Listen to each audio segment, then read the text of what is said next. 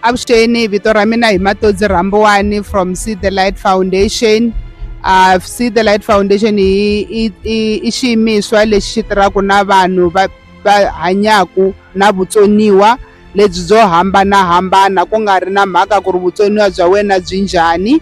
Hi ta va hi ri na ntirho wa kahle lowu u nga ta va u kha u endleriwa vanhu lava hanyaka na vutsoniwa. Ku na vanhu lava hi nga tivi ku ri va le kwini, a va le xikolweni, a va le ntirhweni, a va le ku trainiweni, ende hava lava ku ri hi kota ku va pfuna, hi pfunana na vona ku va humelerisa hi mitirho leyi va yi tirhaka ya mavoko na mitirho yo hambanahambana leyi hi nga kotaka ku va pfuna hi yona.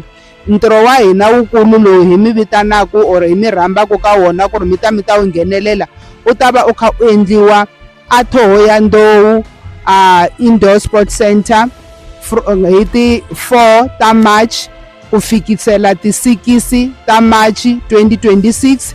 Hi ta va hi languti vukoti ha swilo leswi vanhu va hanyaka na vutsoniwa va kotaka ku swi endla. Ha mi vitana va mabindzu, va tikhampani letikulu na va ti-department to hambanahambana ku ri tanani mi ta vona vukoti lebyi byi endliwaka hi vanhu va hanyaka na vutsoniwa. Ha mi rhamba. See the Light Foundation #showcasing ability beyond disability. Ha swi kota hi mhaka ku vutomi bya hina byi na mhaka.